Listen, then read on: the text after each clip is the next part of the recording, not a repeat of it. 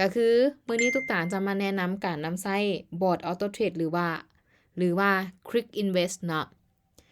แล้วมื้อนี้หั่นนะตุกตาจะมาแนะสำหรับการสมัครตุกตาจะบ่แนะนำแล้วเนาะเพราะว่าเฮาเข้ามาหลายคนก็สมัครผ่านเข้ามาแล้วอยากจะมาฮู้วิธีนำใช้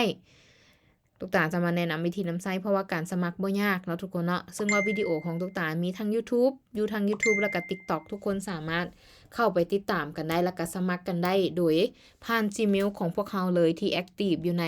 เครื่องโทรศัพท์ของแต่ละคนหรือว่าคอมพิวเตอร์ของแต่ละคนเนาะสามารถใช้ Gmail ของตัวเองสมัครQuick Invest ก่อนแล้วหลังจากนั้นก็ผูก FT Trading เข้ามาแล้วก็สามารถเทรดได้เนาะทุกคนเนาะ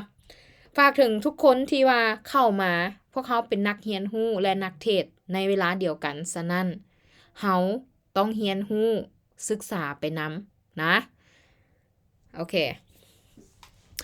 เมนูที่1เนาะอันนี้คือหน้าแรกของ Quick Invest ก็คือหน้าของ Dashboard นะหน้าของ Dashboard จะประกอบมีอย่างแน่หน้าของ Dashboard นี่ก็บ่มีอย่างหลายเนาะจะเป็นภาพรวมหน้าของ Dashboard จะเป็นภาพรวมก็คือจะมีสื่อเนาะของ User ต่างๆเช่นว่าของตุกตาเนาะตุกตา5ไป85นี่จะเป็นสื่อ User ของตุกตาเนาะ Total Balance นี่ก็จะมีเงินในบัญชี Cash Available เนาะของเจ้าเท่าไหร่หรือว่า Total Invest อยู่ในตัวนี้จะเป็นบั d เก็ตเนาะที่ว่าตุกตาลงไปมัน100เนาะแล้วก็ Profit รวมภายในเวลาทุกคนเห็นเมาส์เนาะเบิ่งตามเมาส์ตุกตาเด้อทุกคนเห็นเมาส์แม่นบ่ให้เปิดไมค์ไม่ให้เปิดไมค์มาเนาะแล้วก็เว้าเห็นเลยโดยเว้าว่ากับตุกตาเห็นบ่เห็นตอบกันเนาะมันจึงมีอรรถรสในการล้มกันเนาะโอเคตัวนี้สำหรับโอเคหน้าจอตัวนี้เนาะสีเขียวๆนี่ก็คือ Profit ในอาทิตย์ที่ผ่านมาก็คือ560ของทุน100เนาะก็ถือว่ากำไรไป460นะเปอร์เซ็นต์และต่อมาตัวที่เป็นชาร์ตอีหยังต่างๆนี่เนาะตัวสีเขียวๆนี่เนาะก็คือ Profit ที่ผ่านมานั่นเองและก็ Win Loss นะให้ทุกคนสังเกตว่า Win นี่จะแม่น269เนาะรอบชนะของมันที่มันเทรดทั้งหมดและรอบ Loss ของมันก็คือ229เนาะและตุกตาจะมีวอลลุ่มในการเทรดนะก็คือ 7,684 นะก็คือวอลลุ่มของการเทรดใน3มื้อที่ผ่านมาเนาะและนี่ก็คือกราฟของมันเนาะตุกตาเคยขึ้นไปสูงสุดที่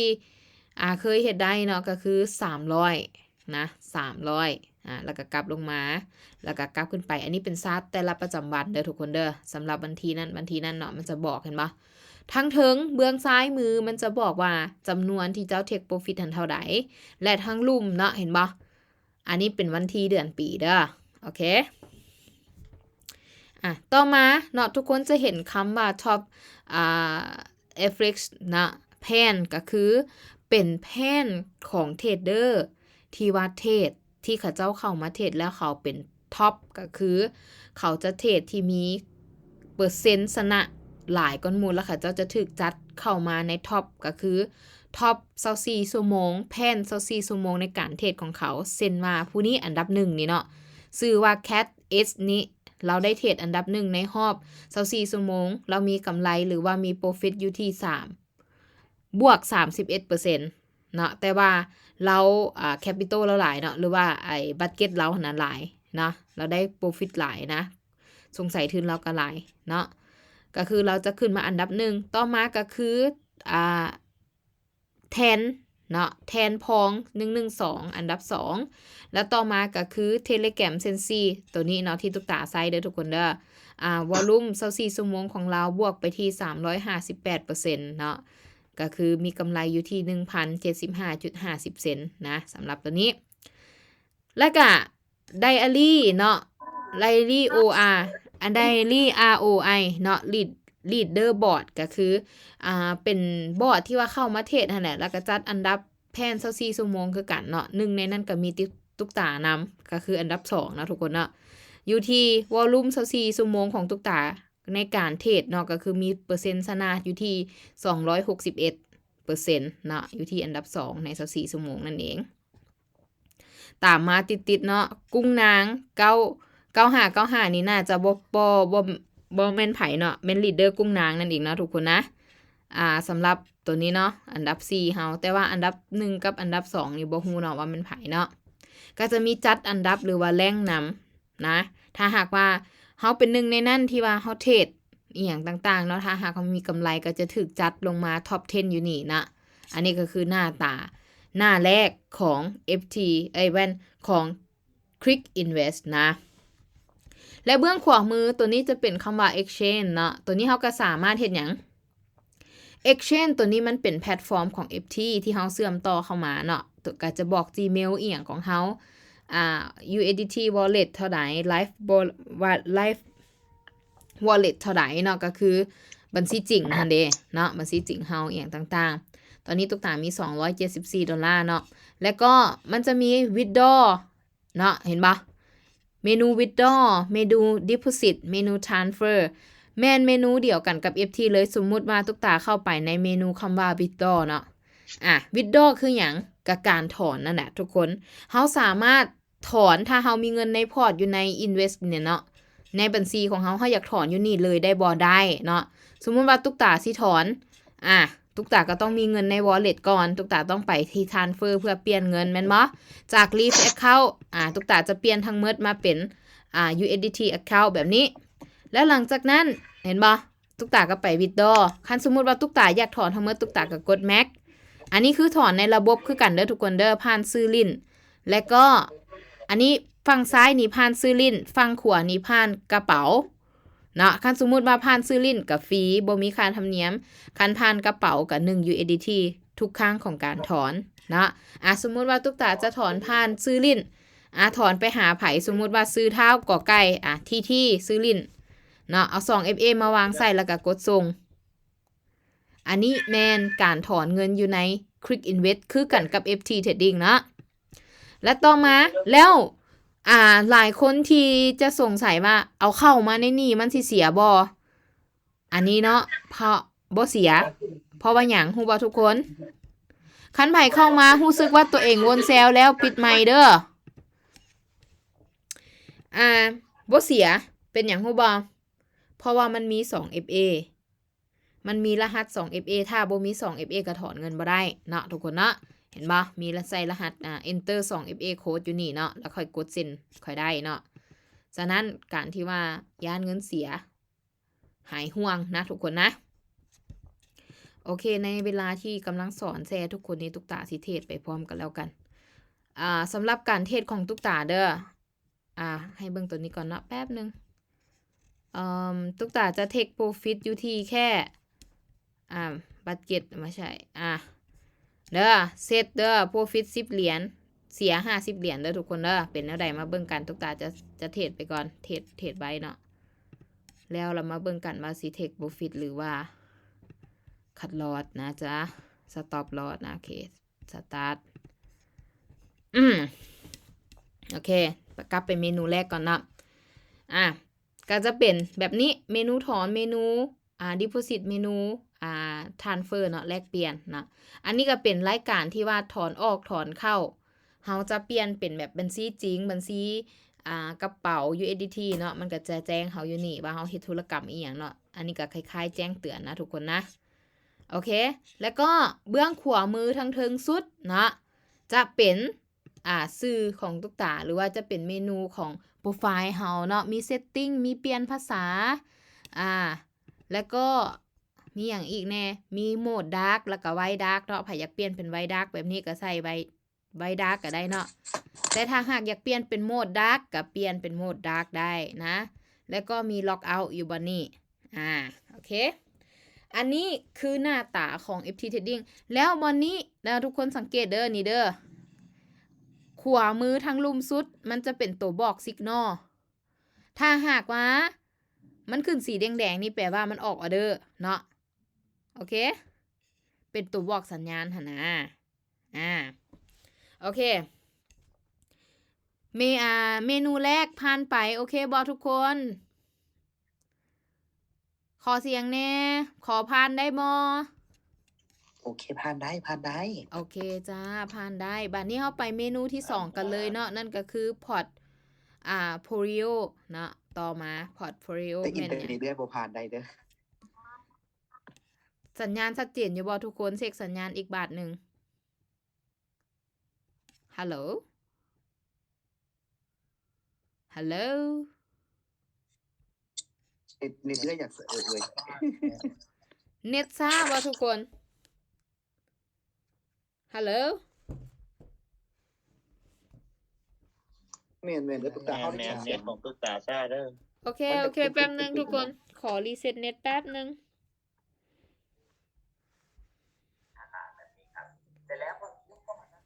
ผู้ใดเข้ามาคันบนแซลแล้วปิดไมค์เนี่ยเนาะ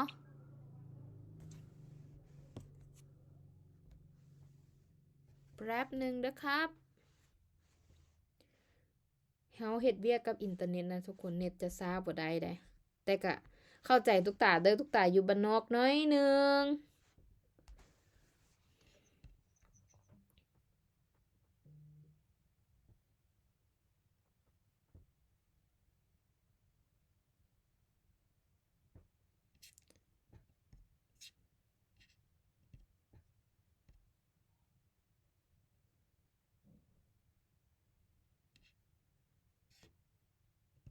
ฮัลโหลโอเคทุกคนได้ยินบ่ฮัลโหลฮัลโหลทุกคนสบายดีฮัลโหล Hi โอเค โดยสวัสดีทุกท่าน ได้ยินบ่บัดนี้ โดย ฮัลโหลสบายดี โอเคสัญญาณชัดเจนบ่ทุกคน ชัดเจนเด้อ โอเคจันจะไปต่อแล้วเนาะโอเคบัดนี้เราจะมาเมนูที่สองเนาะเมนูที่สองแม่นหยังเราลืมเมนูที่หนึ่งเราลืมแน่นทุกคนโอเคกลับไปเมนูที่หนึ่งก่อนเนาะสำหรับเมนูที่หนึ่งนี่เราสามารถ copy แพนการเทศของเขาเจ้าได้เด้อเห็นบ่แต่ละซ่องมันจะมีว่า copy แพน copy แพน copy แพนถ้าสมมุติว่าทุกคนอยากจะ copy แพนleader ผู้ใดหรือว่าบอทตัวใดก็กดไปเลยเนาะสมมุติว่าตัวทำอิฐแต่เบิ่งบัตเก็ตเขานะบัตเก็ตเขา 4,000 นะถ้าหากเงินเฮาทุนเฮาบ่ฮอด 4,000 ก็เทศบ่ได้นะทุกคนเห็นบ่ตัวนี้บ่มีตั้งคัดลอสตั้งโปรฟิตนะแล้วก็เทรดเริ่มต้นที่ออเดอร์ละ20เหรียญนะโอเคอันนี้คือเฮาสามารถหลังจากนั้นมันเป็นแบบนี้เฮาบ่ได้เปลี่ยนแก้ไขเขาของเขาเนาะก็คือมาแบบนี้เลยเฮาก็กดเซฟแต่ถ้าอยากจะเปลี่ยนก็คือสมมุติว่า copy save ไปละเนาะโอเคแล้วเขาเจ้าจะถามเฮาว่า do you want to active แพนตัวนี้บ่ความหมายคือเจ้าจะใช้แพนนี้บ่เนาะถ้าเฮาสิใช้เฮาก็กด yes I want active now โอเคหลังจากที่กดมาแบบนี้แล้วเนาะเฮาไปเบิ่งอยู่ไสเอ้ยตุ๊กตาทุกคนสามารถเทรดบัญชีเดโมได้เด้อเห็นบ่เปลี่ยนเป็นบัญชีเดโมได้เนาะโอเคเฮาสิไปกดอยู่ไสเอ้ยตุ๊กตาให้ไปที่เมนูที่2เนาะโอ้ลบไปแล้ว20เหรียญทุกคนโอเคบ่เป็นหยังให้ไปเมนูที่2แล้วเข้ามาคำว่า3เม็ดอยู่วันนี้เนาะ3เม็ดอยู่วันนี้แล้วให้เข้าไปคันท่าอยากหากว่าอยากเปลี่ยนแผนเนาะก็เข้าไปคำว่า edit plan เจ้าจะเห็นว่ามันใช้สูตรใดmy invest go is ผู้นี้เนาะแล้วก็เขาเจ้าจะถามอีกว่า with the above code go I will invest เท่าใดบักเก็ตของเขาเปลี่ยนก็ได้นี่เปลี่ยนเป็น100อย่างซี่เนาะเปลี่ยนเป็นพันเปลี่ยนเป็นหมื่นได้เบิดเนาะเขาสามารถมาแก้ไขตามหลังว่าซั่นซะหลังจากที่เปลี่ยนไปแล้วเฮาไป signal signal เขาใส่ตัวใดสมมุติว่าเขาใส่ตัวนี้มันตั้งมาเองนี่เขาตั้งมาเองนี่แล้วก็รูปแบบการยูสเมนทอร์ของเจ้าก็ตั้งมาเองสูตรนี้นะเห็นบ่มันมีหลายสูตรให้ทุกคนสามารถเลือกได้เนาะโอเคเห็นบ่สูตรนี้แล้วก็ถ้าหากอยากเปลี่ยนบ่อยากเทรดตามบอทก็ไปเทรดตาม leader หรือว่า Telegram ก็ได้เนาะทุกคนแล้ว Telegram บอทนี้นะเฮาสามารถคลิกเข้าไปได้แล้วเฮาจะสามารถเปิด Telegram มาแล้วมันเป็น Signal ให้เฮาแล้วเฮาเทรดตาม Signal ก็ได้แบบนี้เห็นบ่Open Telegram เนี่ยจะมี Telegram ขึ้นมาแบบนี้แล้วเฮาก็เทรดตามเห็นบ่มันก็บอกเขียวบอกแดงแต่ละนาทีแล้วเฮาก็เทรดตามได้แบบนี้นำนะอันนี้คือ Telegram มันจะบอกเวลาเทรดนี่คือออเดอร์ล่าสุดตอน 8:52 มันบวกไป 0.95% อันนี้บ่แน่ใจเนาะว่ามันแดงหรือเขียวมันจะบอกแนวนี้เด้ทุกคนเห็นบ่สมมุติออเดอร์ที่มันกำลังถ่ายอยู่นี่เนาะก็คืออ่าออเดอร์ที่2ที่3ตอน2โมงบ่แม่นตอน8โมง53มันรอถ่าออเดอร์มันบ่เทรดเนาะโอเคบ่แม่นมันรอถ่าออเดอร์สิโอเคออเดอร์ต่อไปให้มันเทรดแดงแม่นบ่จังซี่นะทุกคนก็ไปเบิ่งตื้มศึกษาตื้มอันนี้แม่นTelegram เนาะอันนี้เป็น Telegram สามารถมาเทรดตามนี้ได้ถ้าหากว่าอยากเทรดมือนะโอเคเฮากลับไปที่บอร์ดของเฮาก่อนสามารถเปลี่ยนได้เนาะถ้าบ่อยากใส่ตัวนี้ก็แค่คลิกตัวนี้ออกแล้วก็เปลี่ยนตัวใหม่นะจ๊ะมันเลือกได้หลายตัวนะมีนี่เห็นบ่ Channel M2 M3 MC M5 VIP จำ1โอ้หลายเนาะอันนี้แม่น Telegram ทั้งหมดนะเลือกใช้เนาะแล้วก็โอ้หลายอันแฮงเนาะโอเคแต่อันน่ะขอถามเด้อตุกตา อย่า อัน ฟ้าว สำหรับตัว อย่าฟ้าวถามทายชั่วโมง โอเค จดคำถามไว้นะจ๊ะทายชั่วโมงโอเคต่อไปบัตเก็ตเนาะบัตเก็ตก็คืออีหยังสูตรตัวนี้จะเป็นสูตรกัน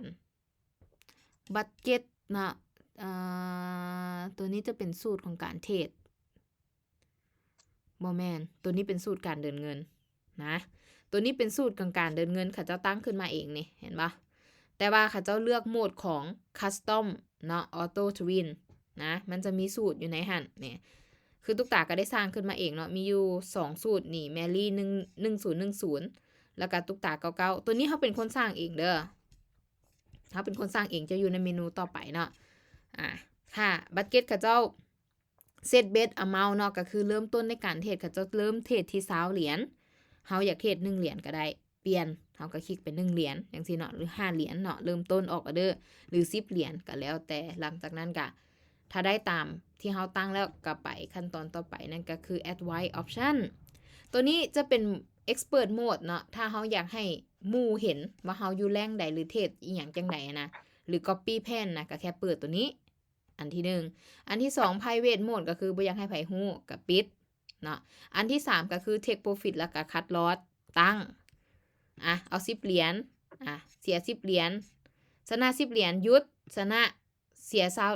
10เหรียญก็หยุดประมาณนี้เนาะสามารถตั้งได้นะอยู่วันนี้หรือลบใส่เท่าใดก็ได้ตามที่เราต้องการเนาะใส่มือก็ได้นะโอเคประมาณนี้แล้วก็อันนี้ก็คือออโต้สตาร์ทแพนสามารถตั้งเวลาให้มันหยุดตอนใดแล้วก็เทรดตอนใดได้เนาะอันนี้ต่อมาก็คือตัวนี้ reverse signal เนาะview open opposite order to reverse signal อันนี้ก็คือเราจะตั้งwin stake win stake number of ether ตัวนี้บ่แน่ใจนะทุกคนนะ win loss ตัวนี้มีไผเข้ามาศึกษาบ่ทุกคนเมื่อวานนี้อาจารย์ผู้แก้วอธิบายแล้วก็ลืมไปตัวนี้เราสามารถตั้งให้มันเดี๋ยวตักวินจากไม้เสียจากไม้ติเอ้ยแม่นบ่เสียเรียนกันฮะนะหรือว่าวินเรียนกันแม่นบ่ให้วินเดี๋ยวเขาซ้ายแปะตัวนี้เนี่ยมันมีภาษาเวียดพร้อมอาจารย์ผู้แก้วอ่านฟังแต่ว่าอันนี้วินสเต็กก็คือวิน1ไม้แล้วหยุดพักก่อนแม่นบ่แล้วก็ number of enter ก็คือ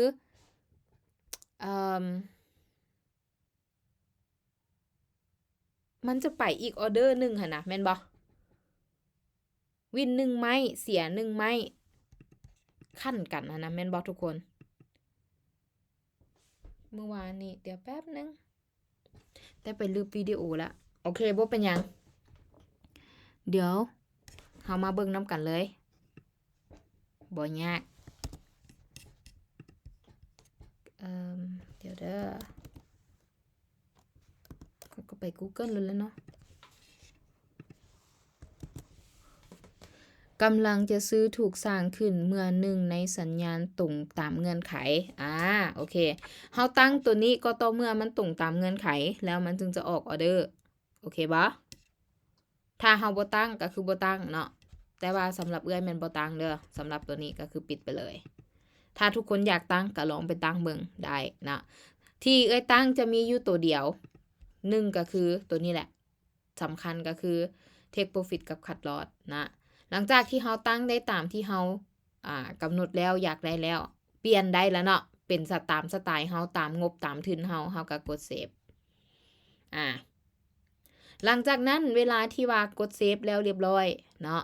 หลังที่จากกดเซฟแล้วเรียบร้อยเอาอยากรันเดเฮ็ดจังไดเอาล่าสุดมีคนเทคโปรฟิตของเอ้ยไปแล้วเอาเป็นหยังคือเทคโปรฟิตยังบ่ได้เทรดเลยเดี๋ยวสรุปจะเทรดตัวใดคือเทคโปรฟิตไปแล้วทุกคนเดี๋ยวเด้อแป๊บนึงขอเบิ่งรายละเอียดก่อน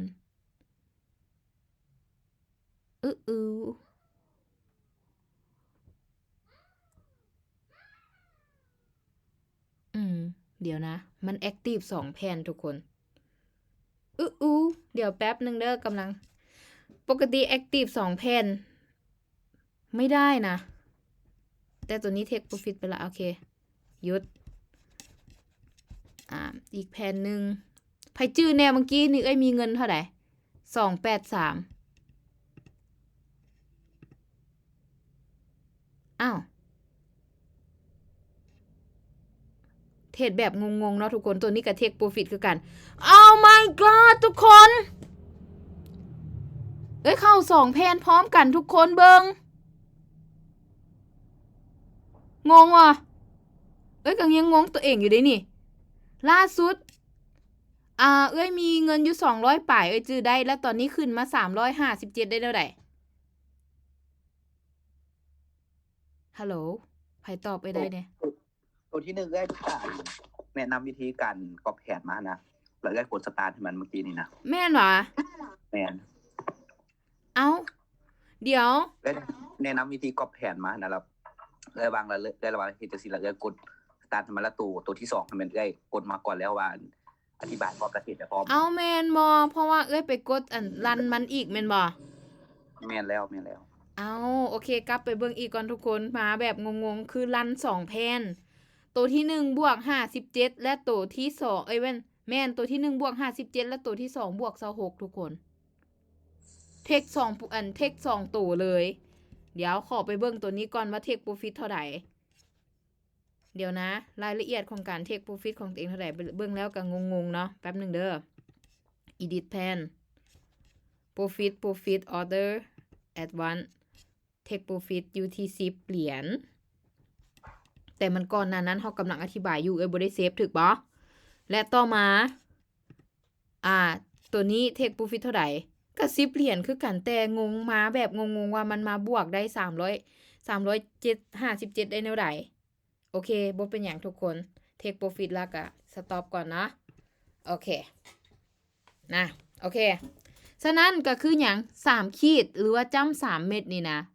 มันมีเรื่องราวเนาะมันจ้ำ3เม็ดนี่คือหยังแน่สามารถเข้ามา edit ได้แผนของเฮาเป็นแนวใดตัวนั้นเฮ็ดจังไดเฮาสามารถมา edit ได้แก้ไขได้ทุกอย่างเนาะอยู่ในนี้ต่อมาก็คือจ้ำ3เม็ดอีกแชร์สมมุติว่าสูตรตัวนี้เนาะตุ๊กตาเห็นแล้วว่ามันได้ผลตุ๊กตาสามารถแชร์แผนของตุ๊กตานี้ให้กับทุกคนได้โดยที่ว่า create แผนบนนี้เห็นบ่ตัวเลขจะเปลี่ยนแล้วก็กด copy โดยที่ว่าไป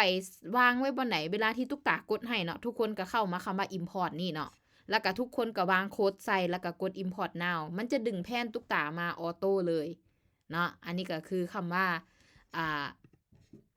แชร์แพนในจำ3เม็ดนี่เนาะก่อนต่อมาก็ delete แพนก็ลบออกแล้วแหละแพนนี้ค่อยบ่เอาค่อยก็ลบออกประมาณนี้เนาะและต่อมาก็คือ view แพ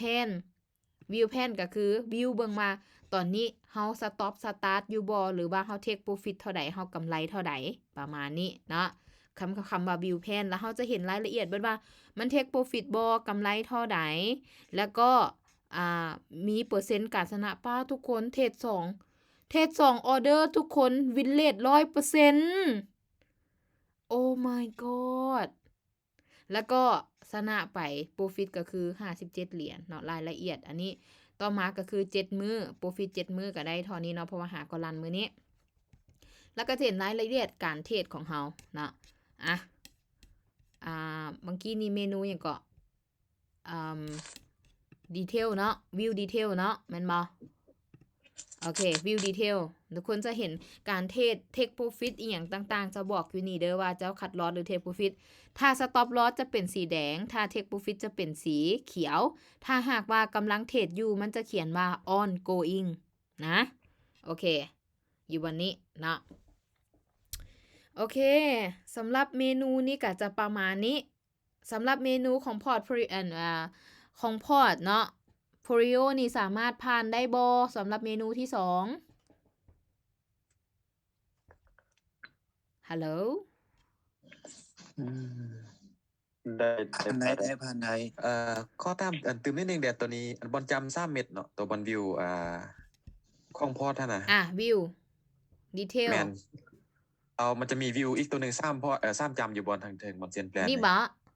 แม่น คือกัน ลอง เนาะตัวนี้ก็คือกันมันจะเขียนคำว่า edit pan แล้วก็ แม่นแล้ว reset อยากรู้ว่า today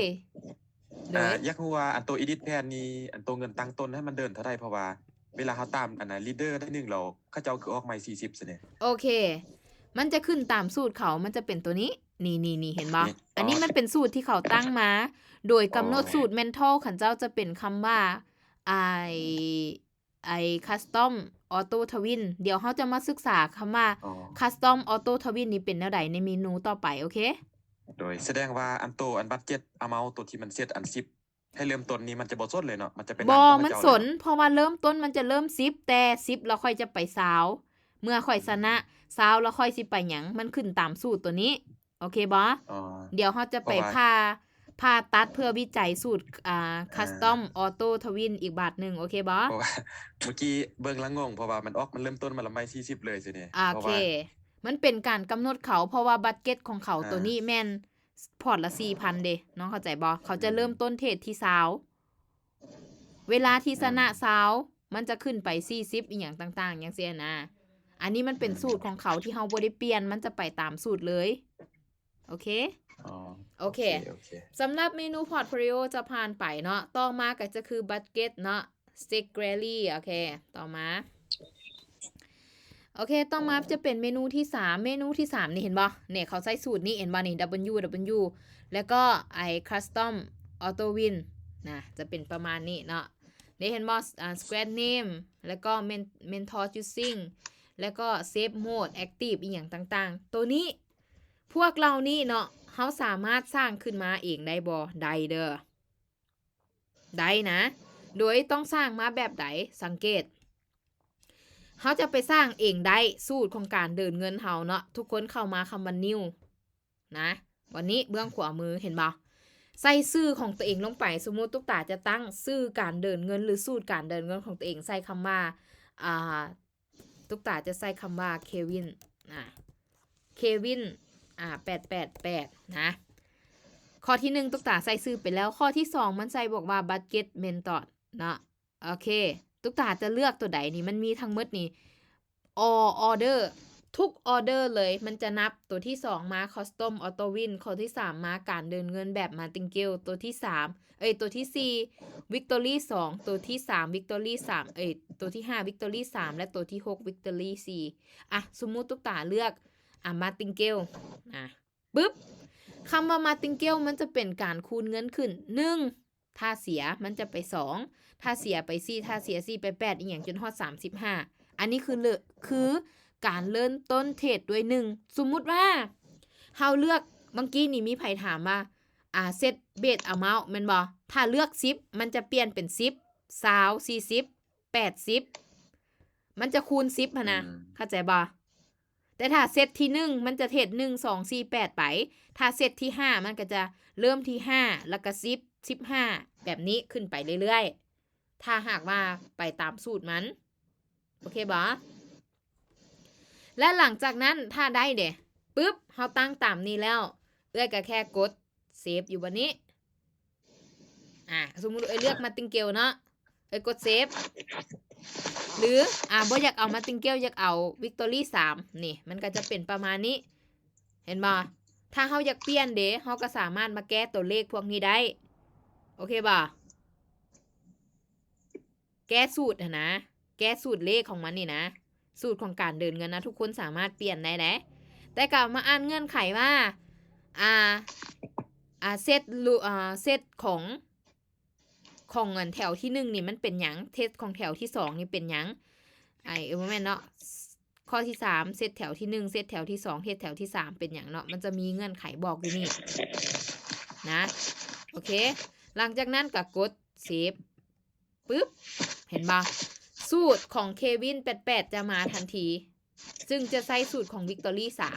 3นะเห็นปะเราสามารถแก้ไขสูตรได้โดยสร้างสูตรของเราขึ้นมาเองเนาะและเวลาที่เราไปใส่ปุ๊บนี่เนาะสมมุติเด้อตุ๊กตาจะไปใส่เด้อเข้ามานี่ปุ๊บเข้าไป edit pan เนาะตุ๊กตาจะดึงสูตรของเควินมาใส่เด้อเดี๋ยวแม่นไผปิดไมค์โอเคตุ๊กตาจะใส่สูตรของเควินมาใส่เนาะไปที่บัตเก็ตปุ๊บเลือกสูตรของเควินเลยมันจะได้เป็นสูตรเฮาเห็นปะสูตรที่เฮาตั้งสูตรที่เฮาเลือกเองบ่อยากเทศ10เริ่มก็เป็นประมาณนี้ถ้าสมมุติว่าเลือกของมาติงเกลเนาะ1 2 4 8แม่นบ่มันก็จะเริ่มที่1 2 4 8ไปแต่ถ้าเริ่ม5ปุ๊บมันจะเป็น5 10 15ขึ้นไปเรื่อยๆแต่ถ้าเริ่ม10มันจะกลายมาเป็น10 20 40แบบนี้โอเคบ่ฮัลโหลโอเคสามารถสร้างบอร์ดของตัวเองได้เนาะกดเซฟทุกครั้งของการเปลี่ยนแปลงหรือตั้งค่าเราต้องกดเซฟนะโอเคสั้นต่อมาสำหรับเมนูที่3เนาะเรากำลังลงเรื่องเมนูที่3กันอยู่อันนี้ก็คือ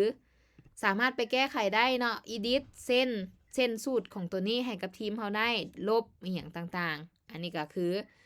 การที่ว่าแก้ไขของสูตรของการเทศเนาะถ้าหากว่าอยากแก้ไข copy leader ผู้ใดก็เอาตามนั้นเลยบ่เปลี่ยนก็ได้เนาะโอเคหลายคนถามว่าตุ๊กตาอยากเดินตามเฮาเดินเงินหน่อยอย่างต่างๆแก้ได้บ่แก้ได้เด้อมาแก้เอาเองแล้วก็สร้างสูตรของตัวเองขึ้นมาแล้วก็เลือกสูตรของตัวเองมาใช้เนาะโอเคต่อมาจะเป็น signal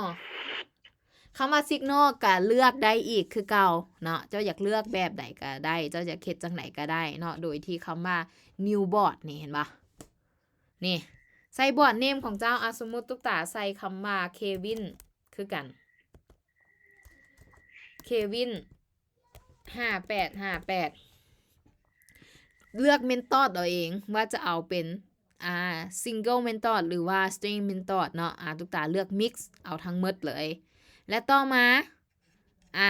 method using เนาะเลือกตัวนี้ก็เป็นชื่อตัวนี้หั่นนะจะเป็นชื่อของ signal นะหรือว่ารูปแบบการเทศสมมุติว่า smart AI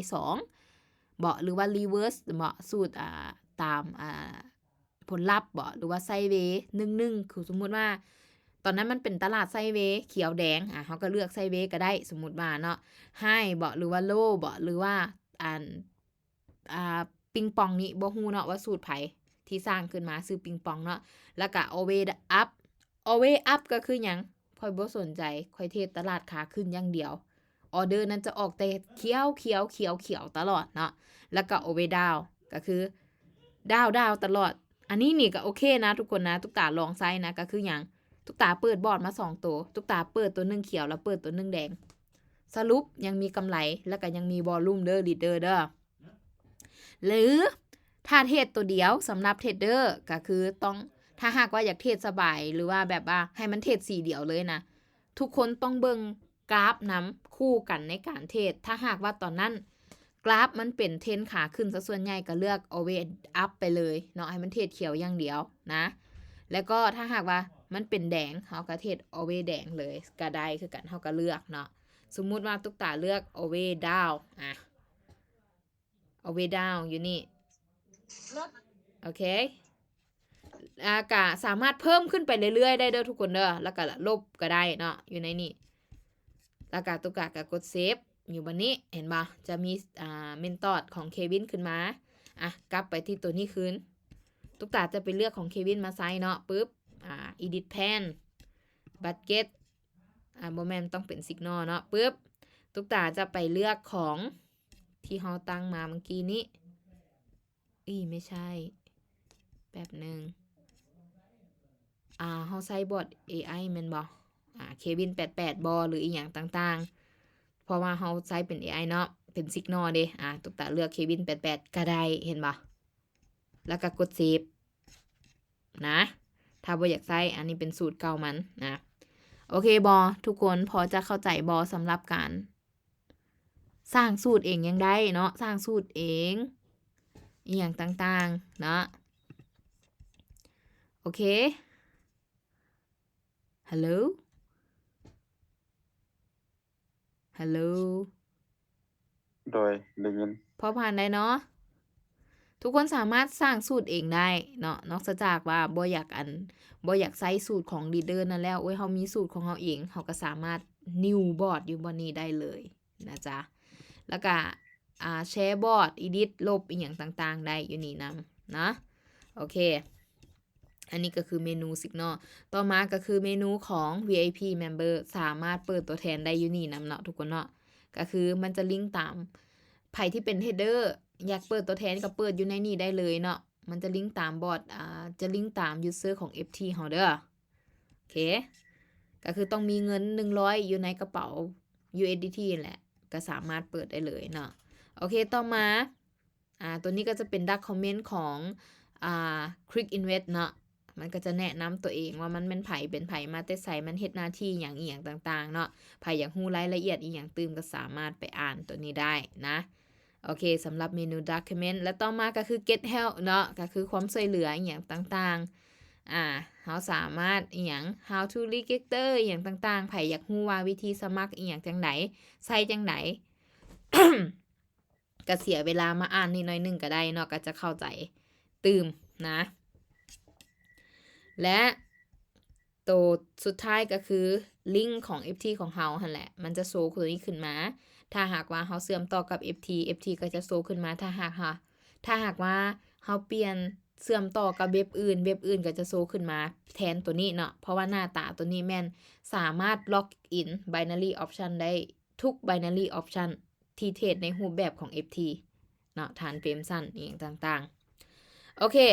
มาฮอดนี้กะประมาณนี้ผู้ใดมีคำถามอย่างถามได้บาทนี้นะมายิงมาเทื่อละคำถามค่ะขอเทื่อละคำถามตอบ Q&A เทื่อละคำถามเนอะ มีเลยอันโตซิกนอลนะ โด ตัวย วิดีโอนะตัวเอ้ยเปิดในเบิ่งตัววิดีโอนะเนาะมันเข้าจังได๋ก็เฮาแบบเบิ่งบ่ทันน่ะตัวแบบเป็นข่าวๆแล้วมันบอกเวลาน่ะบอกเวลานะบอกเขียวแดงนะมันน่ะ ตัวนั้นบ่เข้าไปนี่เฮาสามารถเข้าไปนี่เข้าไป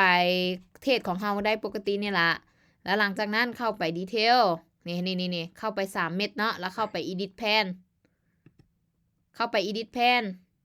หลังจากนั้นเข้าไป signal หลังจากนั้นอยู่บนนี้จะให้เลือกนี่มีบอร์ดมี follow leader มี telegram signal ก็คือบอร์ดอยู่ใน telegram เพื่อมันจะบอกสัญญาณในการเทรดหลังจากนั้นเฮาคลิกไปคำว่านี้เนี่ยเฮาไปเลือกก่อนเฮาอยากใช้ตัวใดนี่เห็นบ่มันมีหลายตัวนี่แล้วหลังจากนั้นเลือกมาตัวนึงสมมุติว่าโอเคได้ M1 แล้วปึ๊บเฮาก็คลิกไป Channel M1 มันจะรันเจ้าต้องไปดาวน์โหลด Telegram มาก่อนเนาะแล้วก็ Open Join Telegram โอเค Join เห็นบ่แล้วมันจะขึ้นมาแบบนี้เนี่ยมันจะรายงานเจ้าทุกรอบที่มีการเทรดว่ารอบต่อไปออเดอร์มันจะออกหยังแล้วเจ้าก็เทรดตามโอเคบ่โอเคเลยไปศึกษาตื่มเนาะว่ามันเป็นออเดอร์อัพหรือออเดอร์ดาวโอเคอันนี้ก็คือเป็นลักษณะ copy trade เนาะมันจะบอก signal เฮาแล้วเฮาก็เทรดตามโอเคมากลับคืนมาคำถามต่อไปตุ๊กตาจ้าบอทตัวนี้นะเขากดรันไปแล้วเขาสามารถเข้า FT เบิ่งไปพร้อมก็ได้บ่ได้จื้อไว้ว่าได้บ่แม่นเขาสามารถกดเข้าไปเบิ่งคำสั่งแล้วมันออกจังซี่เดี๋ยวทุกคนเข้าใจแต่ทุกคนต้องเข้าใจได้บ่มีเว็บไซต์ใดที่ว่าล็อกเครื่องนึงแล้วเครื่องนึงล็อกแล้วมันมาต่ำกันได้ทุกคนยกตัวอย่างง่ายๆ Facebook ถ้าล็อกเครื่องเขาซ้ายแล้วไปล็อกเครื่องของบุญใหญ่เครื่องนึงต้องออกแล้วเครื่องนึงต้องเข้าได้มันจะแจ้งขึ้นมา มีคนพยายามยืนยันจะเข้าแล้วแม่นเจ้าบ่ถ้ามันยืนยันมาแม่นปุ๊บตัวหนึงจะเด้งออกทันที อันนี้ มันได้ แม่นอันนี้ได้กับบ่ฮู้เนาะว่าเป็นย้อนหยังแต่ถ้าเว้าถึงเรื่องความถูกต้องมันจะเป็นคือเอ้ยเว้า มันเป็นนำอันนั้น IP เครื่องคันสมมุติมันอยู่ในเครื่องเดียวกันเนาะมันส่ง IP จากเครื่องเดียวกันออกไปแล้วมันจะบ่เตะออกคันสมมุติถ้าเข้าอยู่คอมแล้วไปเข้าอยู่มือถือหรือว่าเข้าคอมในอื่นที่บ่แม่นหน่วยเดียวกันไอ้ เพราะว่าเอ้ยเข้าคนละเครื่อง เอ้ยจะบ่ได้เข้าเครื่องเดียวกันเนาะ เอ้ยเข้า iPhone แล้วเอ้ยเข้า Mac มันจะเตะเครื่องหนึงออก เอ้ยก็เลยเอาประสบการณ์ตัวนี้มา เอ้ยบ่ได้เข้าเครื่องเดียวกันความหมายของเอ้ยหั้นนะ เอ้ยบ่ได้เข้า FT อยู่ในคอมแล้วเอ้ยบ่ได้เข้า FT อยู่ใน Kick Invest ถ้าเอ้ยเข้า FT ใน Kick Invest แล้วตัวหนึงเอ้ยเข้าอยู่นี่เอ้ยจะสิว่าจังไหนความหมายของเอ้ยก็คือ FT น่ะเอ้ยบ่ได้เข้า2เวลาใน FT เดียวกันว่าซื่อซะ ทุกตาลองพิสูจน์เลย โอเคจะพิสูจน์เด้อ แม่นเอาให้สุดมึงเลย โอเค ตอนนี้ เอ้ยกำลังเทรดอยู่ใน user ที่มีชื่อว่า Money Hunter 88โอเค Money Hunter 88มีบ่อยู่ในนี่มีกด login ลองเด้อพิสูจน์เฮาเป็นคนบ่ค่อยมักพิสูจน์สปานใด2FA มาปึ๊บเข้าได้บัดนี้เอ้ยสิรันบาดนี้รัน Kick Investor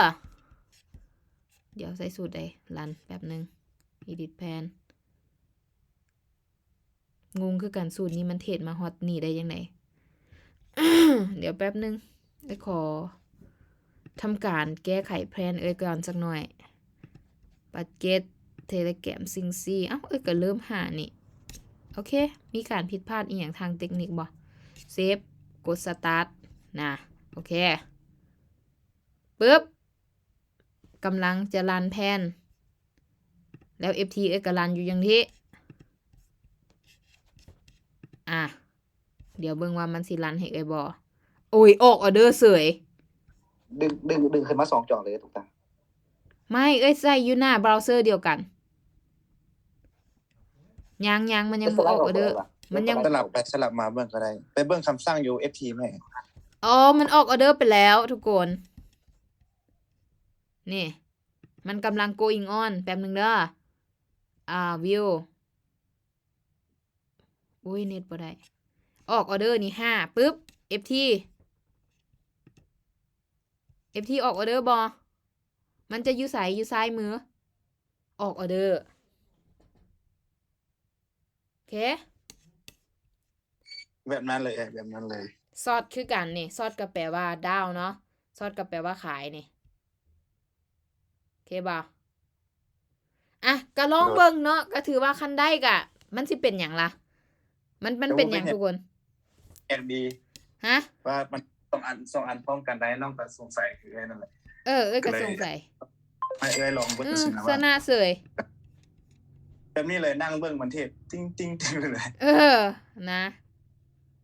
ก็ได้รุ่นดี กำไรเสยนะทุกคนนะโอเคคำถามต่อไปเอาให้มันเทศมันเทศเทคโปรฟิต10 เหรียญนึงดอกไปให้มันเทศไปคำถามต่อไป ข้อถามแด่มีเพื่อนเคยลองแต่บ่อันโตมันจะมีโต Signal Telegram ที่เป็นบอท VIP เนี่ยหรือว่า VIP เห็นตอนนั้นเคยลองแล้วมันคือบ่รันหรือว่ามันไว้เฉพาะลูกค้าที่ว่าสมัคร VIP ตัวใด เท่านั้น ตัวใดลองเข้าไปบอลนั้นไปบอลนะยังก็วิวเดี๋ยวเบิ่งกันเด้อมันบ่จื้อคือกันไปบอลซ้ำจำข้องตัวแปลนอันนี้ 3ซ้ำ แล้วก็ไป edit plan เนาะแล้วบัดนี้เราเข้าไปบน signal edit plan เข้าไป signal โดยนี่บ่ แล้วแม่นเรามาเลือกตัวบอลลูกซ่อนซ้ำแจ่น้อยๆแล้วมันจะมีคำว่าบอทอันตัวพวก channel อันที่เป็น VIP ขึ้นหน้าเนี่ย อยู่ไสนี่บ่อยู่ไส3เจ Telegram ไปเลือกบน Telegram ก่อนเป็นซ้ำแจ่ลูกซ่อนที่ลงอันนี้แล้วมันจะมี VIP 6เนี่ยพวกนี้เนี่ยเคยลองใส่แล้วมันบอทมันคือบ่แล่นหรือว่ามันไว้เฉพาะลูกค้าที่เป็น VIP เท่านั้นบ่ บ่อันนี้ซื้อ channel มันซื่อ ซื้อ channel ซื่อๆเนาะ แม่นอันนี้ให้ทุกคนเข้าใจว่าให้เบิ่งตามบัดเก็ตเทคโปรฟิตแล้วทุกคนไม่ใช่กำลัง going on อยู่ sorry ให้ทุกคนเบิ่งตาม channel บ่แม่น channel บัดเก็ตมันถ้าบัดเก็ตของเครื่องนั้นหั่นนะของโตนั้นหั่นนะมันหลายเกินไปบัดเก็ตคือบ่อนไหน edit pan เนาะนี่ไม่ใช่บัดเก็ตแม่นบ่เบสว่ะมันจะมีอยู่นี่นะบ่แม่นผิดมันคนละอันตอนที่เราเลือกค่ะนะทุกคนยกตัวอย่างตัวนี้เนาะยกตัวอย่างตัวนี้สมมุติว่าเรา copy แผ่นตัวนี้นี่นะบัดเก็ตตัวนี้นะทุกคนสังเกตเด้อเวลาใส่ถ้าบัดเก็ตตัวนี้หลายแล้วทุนเฮามันบ่แม่น 4,000 นะมันจะบ่ออกออเดอร์ถ้าเฮาใส่ตามตัวนี้หั่นนะทุกคนเข้าใจบ่คันแก้ไขแล้วไปแก้ไขเบิดให้ให้เหมาะสมตามทุนของเฮาแล้วเฮาสิเทรดออกออเดอร์ได้ตามที่สังเกตได้ถ้าหากว่าบัดเก็ตของเฮาบ่ถึงนี่นะเวลาที่เฮากดมันจะบ่รันมันจะบ่แล่นมันจะอยู่ซื่อๆมันจะเขียนว่า start plan แล้วบนก็บ่เฮ็ดหยังมันบ่ออกออเดอร์ไปเทรดเดโมคือกันลองมึงเด้อว่าแม่นที่ตามที่เอ้ยเว้าบ่คันบ่แม่นแล้วก็กับโอเคมาเล่าสู่ไอ้ฟังนำเนาะสำหรับตัวนี้แต่ถ้าตอนเอ้ยร้องหั่นนะเอ้ยใส่สูตรนี้แล้วบัดเก็ตของอันเดโม 1,000 มันบ่ออกออเดอร์2ไม้แล้วได้ทุกคนโอเคมีให้มีคำถามเติมคำถามทุกคนคืออะไรคำถามทุกคนคืออะไรจังซี่เนาะทุกคนสามารถใช้เทรดก่อนได้เพราะว่าตัวนี้มันก็บอกสิกนอลได้คือกันได้นี่เพราะหยังมันบอกมันอยู่ใน Quick Invest มันออกออเดอร์ตอน15วินี่แหละและ FT ยังออกตามหลังเนาะมันเอิ้นแดงนี่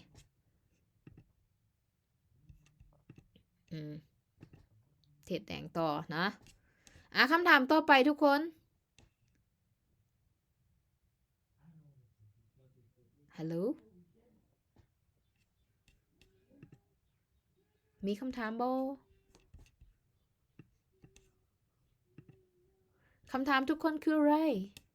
ถาม ภาษา ได้ บ่มีแล้วเด้อ ถามได้ด้วยการที่ว่ามันเทรดไปเทรดมาแบบนี้นะ คักดีเลยเนาะ ทุกตาได้อัด แมนค่ะ ได้อัดคลิปวิดีโออธิบายนี้ไว้บ่แบบ เอ้ยบันทึกวิดีโออยู่ ลง YouTube เดี๋ยวสิอัพลง YouTube ให้จ้า เพราะว่าน้องเข้ามาบ่ทัน น้องเข้ามาครึ่ง โอเคสิsorry ปิดไมค์สิพยายามเอาลง YouTube ให้เด้อมันมีอยู่อัดวิดีโอไว้โดยโอเคคำถามต่อไปออเดอร์ต่อไปมันสิออก10ทุกคนถ้ายุดถ้าไม่นี้ชนะก็คือ take profit ถ้าไม่นี้เสียก็คือเทรดต่อคำถามต่อไปจ้าลองแม่นว่าไม่นี่UFT เข้าใจง่ายกว่าเนาะไอ้เนาะ ว่าจังไหนมาเบิ่ง UFT สิเข้าใจง่ายกว่าไปเฮาเด้อสินะเสียไหมนี่มันออกออเดอร์ลองUFT ก็ออก10มันออกคูณเด้ออกคูณต้นทุนบวกกำไรเด้มันเวลาที่ว่าเสียมันจะเสียแต่ต้นทุนแต่ว่าถ้ามันกำไรทั้งต้นทุนแล้วก็ทั้งกำไรแล้วก็มันคูณขึ้นเป็น2เทื่อนะทุกคนคำถามต่อไปจ้าแชร์สกรีนต่อคำถามต่อไปทุกคนทุกอย่างตัวที่ว่ามันคูณเงินขึ้นเป็น2เทื่ออยู่ในระบบออโต้เทรดแต่ถ้าคันเฮาเอาไปใส่สูตรของเฮาเองนี่มันก็ต้องไปตามเฮาบ่แม่นถ้าเจ้าเปลี่ยนเป็นมาติงเกลปุ๊บสมมุติว่ามาติงเกล1248มันก็คูณขึ้นถ้าหากเสียมันจะคูณขึ้น1248เลยแต่หากชนะมันจะกลับมาเทรดตัวจุดเริ่มต้นคือเก่ามันจะไปตามสูตรอันนี้ตุ๊กตาบ่ได้เปลี่ยนสูตรเนาะตุ๊กตาเอาสูตรตามสูตรของTelegram หั่นเลยเอาตามสูตรของบอร์ดหั่นเลยแม่นตัวเอาตามสูตรของเขาก็จะคูณเงินขึ้นจาก1เป็น2 2เป็น4จังนั้นเนาะตัวนี้นี่แม่นจาก1ทัศนะมันจะคูณเอาทั้งต้นทุนทั้งกำไรน่ะมาเทรดมาให้ต่อไปแต่ถ้าเสียมันจะกลับมาเทรดจุดเริ่มต้นคือเก่าแม่นสังเกตเบิ่งก็ฮอดประมาณ3ไม้แล้วมันกลับคืนมาแม่นบ่แม่นตัวนั้นมันเป็นขั้นตอน1 2 4 8พอด8ปึ๊บประมาณ7จุดปลายแล้วคันได้ชนะปึ๊บมันจะกลับมา1ไม้มันจะบ่ไปต่อ อันถ้าชนะมันจะกลับมา1ใหม่แต่ถ้าเสียอ้ายต้องเข้าใจได้มันมีหลายสูตรคือถ้าตุ๊กตาว่าถ้าเป็นมาติงเกลนี่มันจะแม่น1 2 4 8 16 30มันจะเดินไปเลยมันจะบ่กลับมาจนกว่ามันจะครบกำหนดที่ว่าทางลีดเดอร์ผู้นั้นหรือเทรดเดอร์ผู้นั้นตั้งกำหนดไว้เนาะอันนี้คือสูตรมันไปตามสูตรแต่สูตรนี้นี่แม่นเป็นสูตรVictory 3นี่มันจะเดินปกติเลยถ้าชนะคุณมันจะชนะต้นทุนเอาต้นทุนกับกำไรมาเทรดจนกว่ามันเป็นทบไม้ที่ต้องการแล้วสมมุติว่ามันคูณขึ้นไปฮอด3เทื่อโอเคค่อยชนะ3เทื่อแล้วค่อยจะกลับมาเทรดจุดเก่าแบบนี้ด้วยมันขึ้นกับสูตรได้มันบ่ได้แบบว่าสูตรใดก็เป็นคือกันเบิดบ่แม่นเด้อมันขึ้นกับสูตรตั้งเด้อ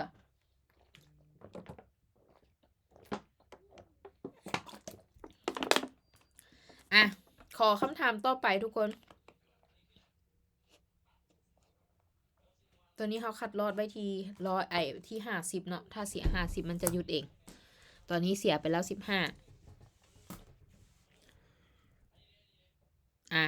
นี่พยังตืม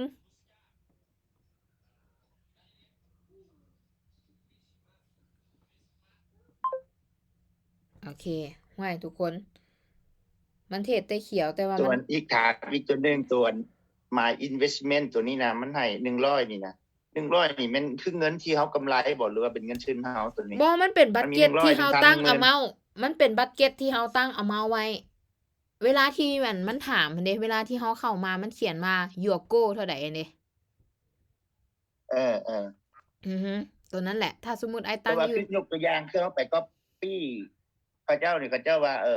งบของเขาเจ้าต้อง 1,000 สินะบัดนี้ของเฮาก็ 1,000 ก็กดตามเขาแล้ว แต่ว่ามันมาคาดกับตัวนี้แล้วว่า My Investment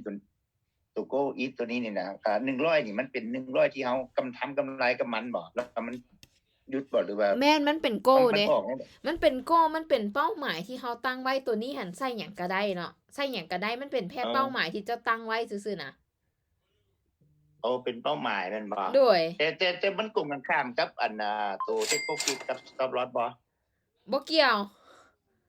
Take Profit กับ Stop Loss ขึ้นกับเฮาตั้งนั่นแหละด้วยคือว่าตัวนี้มัน100สมมุติว่าเฮามีงบ 1,000 เหรียญมันตั้งไปปึ๊บ100แล้วมันจะจัดแต่ว่ามันเป็นบัดเก็ตของบัดเก็ตตัวนี้มันเป็นกำหนดนะกำหนดสมมุติว่ากำหนดของที่ว่าเฮาสิเทรดอีหยังต่างๆคืออลิสามันก็มีคือกันเห็นบ่มันจะมีบัดเก็ตว่าเฮาจะใส่เท่าใด100 200 1,000อีหยังสิตามทุนที่เฮาใส่มาทุกคนแล้วมันตัวนี่แล้วมันมาตัวนี้อธิบายคือนะตัวบักเก็ตตัวนี้มันเอาแกตัวนั้นเมื่อกี้มันตัวอยู่อันเบสอินโฟเนาะบัดนี้มาเบิ่งตัวมาบัดเจ็ตนี้บัดนี้บัดเจ็ตนี้มันจะมี1เหรียญ5เหรียญ10เหรียญบัดนี้บ่ตัวนั้นเป็นเซตเนาะเบสตัวการออกเงินแม่นบ่ตัวนี้โดยเป็นการออกเงินเริ่มต้นเด้อสมมุติว่าเจ้าวางว่าเจ้าจะเดินเงินเท่าใด1บ่มันก็จะเป็น1 2 4 8ถ้าจะวางเป็น5มันจะเป็น10มันบ่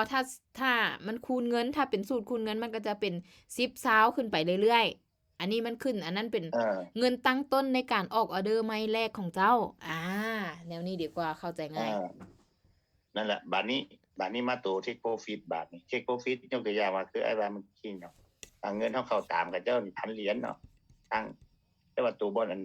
แทนของมันทีเดียวเมื่อกี้เป็น100บัดนี้เฮามาเบิ่งติด Take Profit ตัวนี้ถ้ากด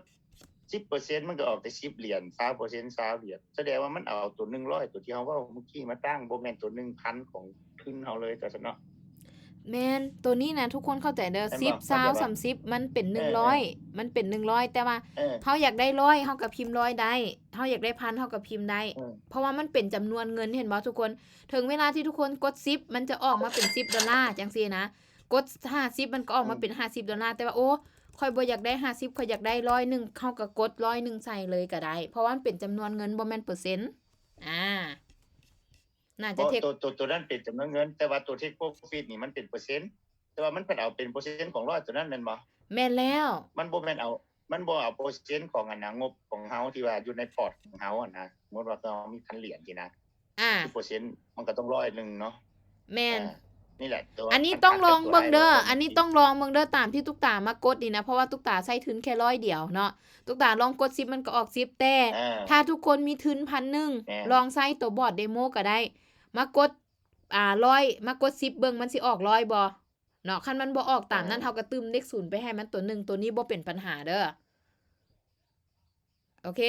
ตัวนี้เฮาสิได้ลองตั้งพันพุ่นบ่ แม่นต้องได้ลองตั้งพันเบิ่งก็ได้เนาะ ทุกคน เป็นการถาม เอาจังซี่ คันถม เอาจังซี่ มี1,000ใช่บ่ โดยเอาจังซี่เนาะบ่อยากให้ทุกคนย้าน ทุกคนกำลังย้านเสียเงินตอนนี้ ทุกคนย้านไปเบิดเลยกล้าโลดได้เดโมน่ะมันบ่ได้เป็นหยังใส่ไปเลย หรือเงินแท้ก็ใส่ไปเลยเพื่อได้ฮู้ว่ามันเป็นแนวใดถ้าหากว่า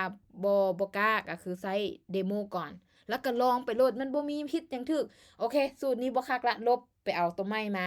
ก็ได้ทุกคนมันก็ลบได้เด้มันบ่มีหยังผิดบ่มีหยังถึกแค่เฮาเฮ็ดไปแล้วเฮาอยากฮู้ว่ามันเป็นจังไดเฮ็ดไปโลดน่ะโอเค โอเคบ่ โอเค อ่าโอเค ไอ้ตุ๊กตาตัวอ้ายเพิ่นบ่เข้าใจหั่นแม่นอันตัวเลขเปอร์เซ็นต์เมื่อกี้หั่นน่ะ ด้วย มันมี 10% 20% 50%หั่นมันเพื่อสะดวกว่าเฮาค้านพิมพ์ตัวเลขซื่อๆเฮากดเปอร์เซ็นต์นั้นมัน แม ออกมาให้ น เลย แต่ว่าปัญหาคือตอนนี้เนาะสมมุติ เอาจะได้ สมมุติ เอา สมมุติโดยเข้าใจสิสร้างแผนเด้อโอเคสิสร้างแผน 1,000 เนาะเด้อแผน 1,000 โอเคไซโก้บ่ไซโก้ตัวนี้บ่ได้เมื่อกี้มันเป็น100ตุ๊กตาจะสร้างเป็น 1,000 โอเค ต่อมาตุ๊กตาใส่หยังก็ได้เนาะเฮาอยากฮู้ว่าแผนตัวนี้มันสิเปลี่ยนอีหยังได้บ่เดินเทื่อ10โอเค สร้าง Take Profit แม่นบ่ปึ๊บตุ๊กตาใส่ทุน 1,000 เด้อ Take Profit เป็นมันขึ้นน้ำทุนของเฮาและตุ๊กตาคิดว่าบอนคำว่า your goal หั่นนะตัวนั้นก็สำคัญ เพราะว่าเมื่อกี้ตุ๊กตาใส่ 1,000 เนาะโอเคบัดนี้เสียก็เสีย100คือกันเมื่อกี้นี่เบิ่งเด้อตัว your goal หั่นมันสิสัมพันธ์กับตัวที่เฮาวางบัดเก็ตของเฮาบ่เนาะโอเคต่อไป 1,000 เนาะโอเคเซฟตุ๊กตาจะได้ของเดโมมาตัวนี้แล้วตุ๊กตาจะไปสร้างแผนอีกตัวหนึ่งตัวนี้บัดนี้นะตุ๊กตาจะใส่โก้ตัวนี้แค่100เบิ่งเด้อว่ามันสิอันนั้นบ่แต่ว่าตุ๊กตาใส่ทุน 1,000 นะโอเคเด้อลองเบิ่งเด้อมันสิสัมพันธ์กันบ่เมื่อกี้ตุ๊กตาใส่ 1,000 เนาะnext step take profit ปึ๊บ10มันขึ้นน้ำทุนละบัดนี้มันบ่ได้ขึ้นกับโกดยูโกละมันบ่ได้ขึ้นกับเป้าหมายของเฮาละมันขึ้นกับเงินมันขึ้นกับบัดเก็ตของเฮาโอเคบ่ทุกคนเซฟสรุปแล้วตัวที่ว่า take profit เนาะตัวที่เฮาถามกันอยู่นี่ที่เฮากำลังถกเถียงกันอยู่นี่ก็คือขึ้นมากับตัวนี้เด้อทุกคนก็คือ with above go I will invest ก็คือขึ้นกับเงินในกระเป๋าของเฮาโอเคเนาะ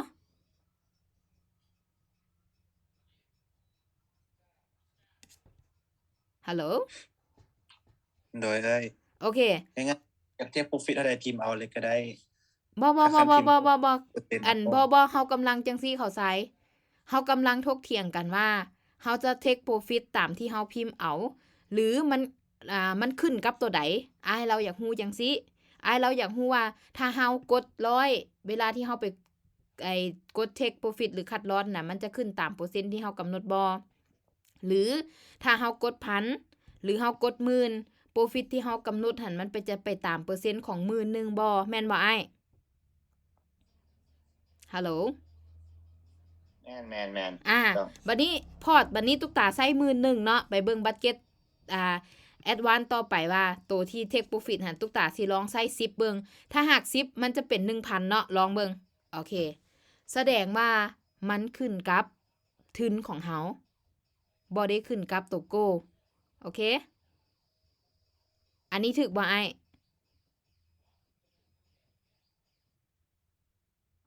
ฮัลโหล นั่นแหละความเข้าใจอะไรกันแนวนั้นน่ะว่ามันเป็นหยังแสดงว่าคือตัวไอ้กำลังเทรดเดโมนี่ตามเขาเจ้าวันนี้เขาเจ้าว่าต้องขึ้น1,000 เฮาเข้าขึ้น1,000 ด้วย แต่ว่าบัตรยูน่ะตัวนั้นของเขาเจ้าวันนี้จะ100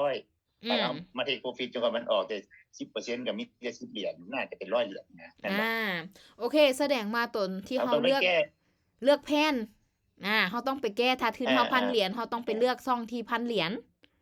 เราจะไปเลือก100 เหรียญมันก็จะขึ้นแต่ 10% 10% ก็จะเท่า10 เหรียญมันจะคิดไล่ตามการที่ว่าเราเลือกตอนลงทุนบอนนี้ปึ๊บโอเคก็คือบอนคำว่าตัวนี้เนาะนี่เด้แม่นบ่คันคืออนาเตอร์สมมุติว่าเราลง100,000ทุนเฮา100,000เนาะสมมุติว่าจังซี่เฮาเลือกไปที่100,000เฮาเลือกไปที่100,000แล้วก็กดเซฟใส่เบิ่งดู100,000สมมุติว่าโอเค sorry โอ้ยมันบ่มา100,000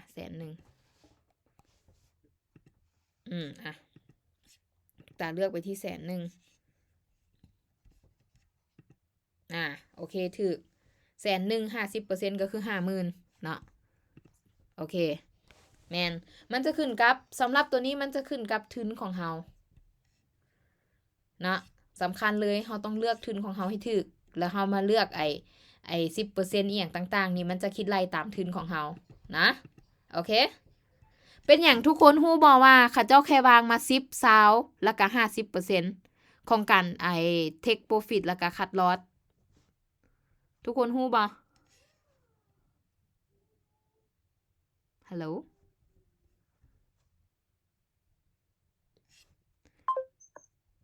ทุกคนฮู้บ่เป็นอย่างมันคือให้แต่10 20 30 10 20 50% ของคัดลอสแล้วก็ take profit อย่างเด้อยังบ่ทันเข้าใจจุดนี้แต่แรกเป็นอย่างเขาเจ้าคือบ่ให้มา80 100นำก็ย้อนว่าอันนี้ก็เป็นเขาเอิ้นว่าความโลภและก็มันเป็นความถูกต้องของนักเทรดที่เขาเจ้าให้มาแค่นี้เขาเจ้าบ่ให้มา 80% หรือ 100% เพราะบ่มีไผชนะ 100% จักเทื่อนอกจากว่าบางเทื่อฟุกหรือดวงดีมันเป็นการที่ว่าเขาเจ้าบอกมาซำนี้นะสูงสุดค่อยให้เจ้าชนะแต่ 50% หรือว่าคัดลอสก็แค่ 50% มันเป็นการปรับใจหรือการเดินเงินอีหยังของเจ้าบ่ให้เสีย100แล้วก็บ่ให้ชนะ100แต่บางคนก็บ่ยอมบ่เอากูอยากได้ 100% กูจะไปเขียน 100% แบบนี้เนาะแต่สุดท้ายเสียมาถึงความหมายก็คือที่อยากเว้าก็คือถึงจะเป็นบอทก็อย่าเถาะถ้าหากว่าคนมันโลภก็คือเก่าเนาะอยากจะเว้าแบบนี้โอเคนั่นคือความหมายเนาะคำถามต่อบัดนี้ไผยังบ่เข้าใจหยังตื่มคำถามต่อไปทุกคนเทรดเดโมก็เทรดได้เด้อเดโมเทรดได้เด้อบ่แม่นเทรดบ่ได้เนาะก็เทรดได้คือกันแก้แผนอีหยังได้ปกติเลยทุกคนสามารถเข้ามาแก้แผนอีหยังได้ปกติเลยเนาะ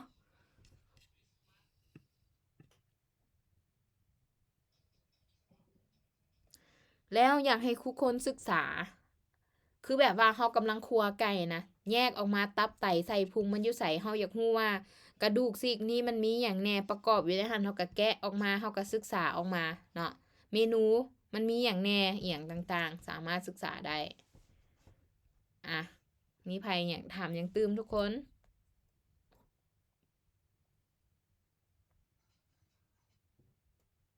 ฮัลโหล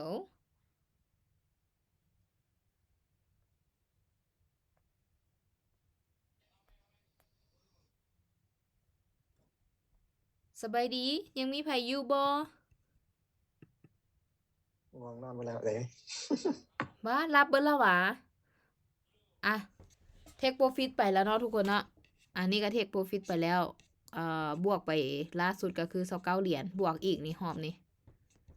ใส่เบิ่งดูว่ามันเทรดจังไหนเทรดแบบอันตรายอยู่เนาะไม้ที่14แล้วคูณขึ้นไปจนไม้ฮอด30โอเคก็บวกมาอีกเนาะเพิ่มอีก29 เหรียญ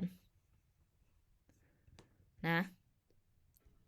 อันนี้ก็เป็นวิธีการเทรดของเอ้ยที่บ่ได้มีหยังซับซ้อนเนาะก็เทรดคือกันกับทุกคนแต่ทุกคนก็คือมีคำถามว่าทุกตาคือเทรดบวกตลอดแม่นบ่อันนั้นเดโมเด้อทุกคนแม่นบ่ทุกคนก็คือว่ามีคำถามว่าทุกตาคือเทรดบวกตลอดจังซี่นะแม่นบ่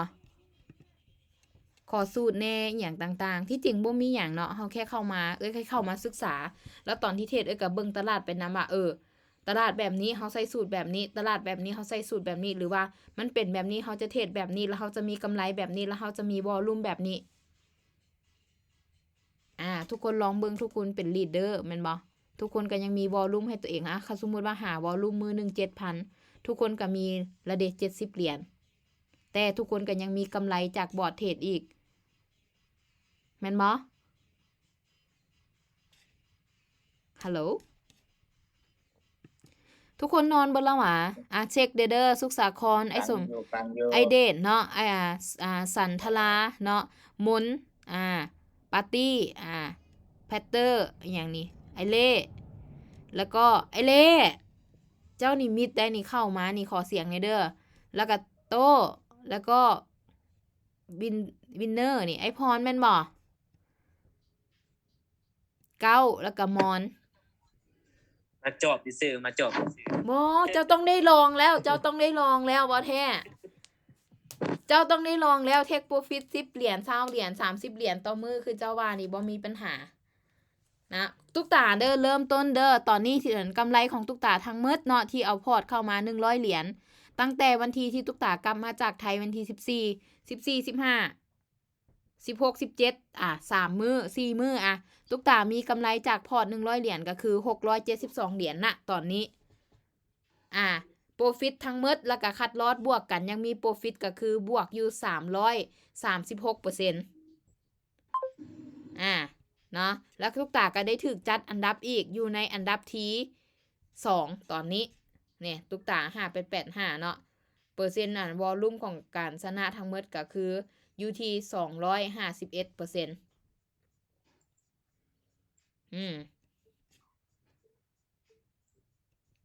ทุกคนก็เฮ็ดได้ขอแค่ว่าตัวเองเข้ามาแล้วนะได้มาศึกษาแค่เข้ามาศึกษาทุกคนอยากหาเงินแม่นบ่ทุกคนก็ต้องเรียนรู้บ่เข้าใจตัวใดก็ถามแต่ถามแล้วถึกให้ เดี๋ยวนี้พี่จ๋าเดี๋ยวนี้ในกรณีที่ว่า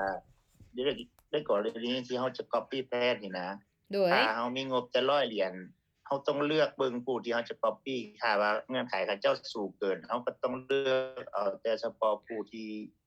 เงินในพอร์ตของเฮามีแม่นบ่อาจจะเป็นลำดับ1ลำดับ2อาจจะเป็นลำดับ4ลำดับ5บ่แม่นละบัดนี้ปีนละบัดนี้นะเพราะว่าตอนที่เฮากำลังทดสอบกันเนาะบ่แม่นตอนที่เฮาทดสอบกันเมื่อกี้นี้มันเห็นจุดหนึ่งก็คือเฮาสามารถมาเปลี่ยนแผนได้มันจะเป็นจังซี่เด้อทุกคนสังเกตปึ๊บไป edit แผนเนาะถ้าหากว่าทุกคนเห็นบอนนี้ถ้ามี100ขึ้นมาก็แสดงว่าleader ผู้นี้หรือว่าแผนที่เฮาไป copy นะเขาเจ้าเริ่มต้นที่10เริ่มต้นที่100ได้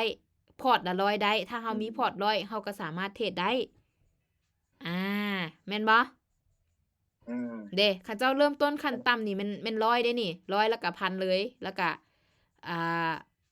10,000ประมาณนี้สำหรับผู้นี้ต่อไปเบิ่งตุ๊กตาลองซอกของคนต่อไปเบิ่งเนาะสมมุติว่าผู้นี้นี่ปึ๊บ copy แผนของเรานี่อันนี้ 1,000สมมุติเนาะเบิ่งเด้อปึ๊บแต่บัดนี้เงินเฮาไปจะ100เดียว active now โอ้ย active now นี่เสียเงินแล้วได้เนี่ยมันรันได้เนี่ยโอเคตุ๊กตาจะปิดการ active ทั้งหมดก่อนมันออกออเดอร์ไปแล้วโอเคเนาะสมมุติตัวนี้ปึ๊บเฮาก็จะมาครัวใส่มันนะตัวนี้ก็ได้นี่เฮาก็เปลี่ยนสมมุติว่าพอร์ตเฮามี 1,000 มี100เฮาก็คลิกไปใส่100ได้สามารถมาเปลี่ยนเนี่ยเวลาที่เฮาเลือกปึ๊บนี่แหละโต โดยเวลาที่เฮาเลือกปึ๊บเนาะถามกันเบื้องต้นนั่นตัวนี้นี่แหละตัวเขาถามกันเบื้องต้นเชิงว่าพอร์ตของเขาเจ้าว่าเงื่อนไขเขาเจ้า 1,000 ก็ยาแต่กันเอามาปรับตัวนี้ที่100นึงตัวนี้เห็นบ่เจ้าก็ว่าแม่นเปอร์เซ็นต์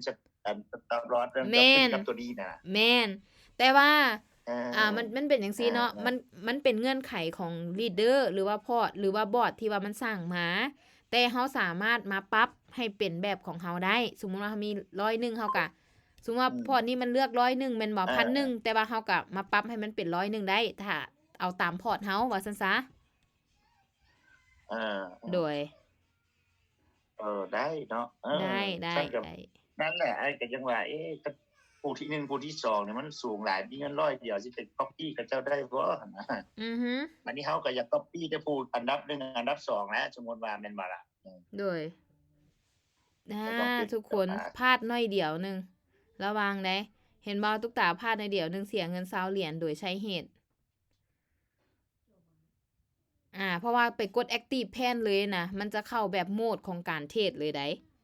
เห็นบ่เสีย20เหรียญเลยเมื่อกี้นี่ ระวังถ้าหากว่าซั่นก็เปลี่ยนเป็นเดโมก่อนก็ได้คันบ่มั่นใจเนาะ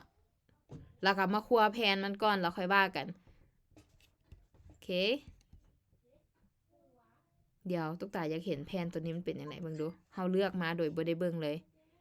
Signal มันใช้ดาวบัตเก็ต10แต่มันออกออเดอร์20เพราะว่ามันเป็นพอร์ตพันยะเมื่อกี้นี่เฮาหาก็ไปเปลี่ยนแม่นบ่มันเป็นพอร์ตพันตุ๊กตาบ่ได้เซฟไง แล้วมันออกออเดอร์ถ้าพันแม่นบ่ปกติมันเทรด10มันจะออกออเดอร์20ทุกคนเก็ตบ่ทุกคนเข้าใจตัวนี้บ่ ตัวนี้ต้องใช้งบประมาณของเฮาแม่นบ่เราต้องใช้อันพอร์ตของเฮาเฮามี100แล้วก็ใช้100 แม่นลบ ของ แผ พ น ระเจ้า ตัว มี นี้ออก พันกับเรื่องของพระเจ้าเนาะ แม่นแต่อย่าลืมนะ ถ้าเฮาบ่ไปเปลี่ยนตัวที่ว่าตุ๊กตาอยากให้ทุกคนระวังหั้นนะเวลาที่เฮาไปเลือกแผนเขาเจ้าปุ๊บมันจะถามเฮาว่ามันเฮาสิแอคทีฟบ่แม่นบ่ถูกบ่แต่ถ้าเฮาไปกดแอคทีฟปุ๊บมันจะลันเข้าพอร์ตของเฮาเลยโดยตรงฉะนั้นตอนที่เฮาเลือกcopy หั้นนะเปลี่ยนบัญชีนี้ให้เป็นเดโมก่อน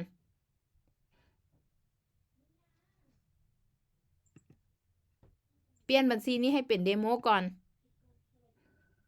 แล้วหลังจากนั้นเราค่อยว่ากันนะเดี๋ยวปึ๊บโอเคเปลี่ยนบัญชีให้เป็นเดโมก่อนแล้วหลังจากนั้นค่อยมาคั่วใส่มันเพราะว่าบางเทื่อเฮาปิดบ่ทันนั่นน่ะมันออกออเดอร์เลยเนาะมันออกออเดอร์เลยเฮาจะบ่ทันได้วิเคราะห์แล้วเฮาสิเสียเงินทิ่มละละคือเมื่อกี้ที่ตุ๊กตาออกออเดอร์20เหรียญโดยใช้เหตุเนาะโอเคคำถามต่อไปทุกคนเดี๋ยวตุ๊กตาสิรันพอร์ตนี้อีกตื่มบาทหนึ่งพอร์ตตัวนี้มีแต่กำไรแต่20เหรียญหนึ่งนะเดี๋ยวedit plan 1,000 100 5โอเคเทรดต่อสตาร์ทโอเค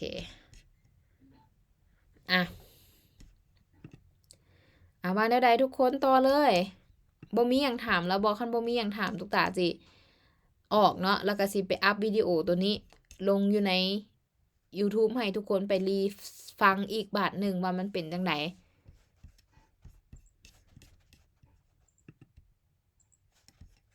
ออกออเดอร์บ่ทัน3รอบนี้ไว้รอบต่อไปมานั่งเทรดมานั่งลมกับทุกคนนี่ตุ๊กตากระเทกโปรฟิตไป2รอบแม่นบ่รอบเมื่อกี้นี่กับรอบตัวที่แบบมันฟุกหั่นที่มันเทรด2พอร์ตพร้อมกันนะ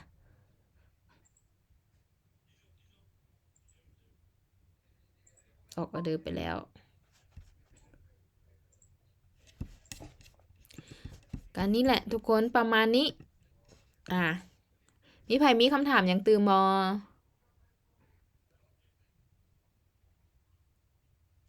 ในบรรดาทีมงานใครอยากได้อย่างแจ้งเนาะอินบ็อกซ์ตื่ม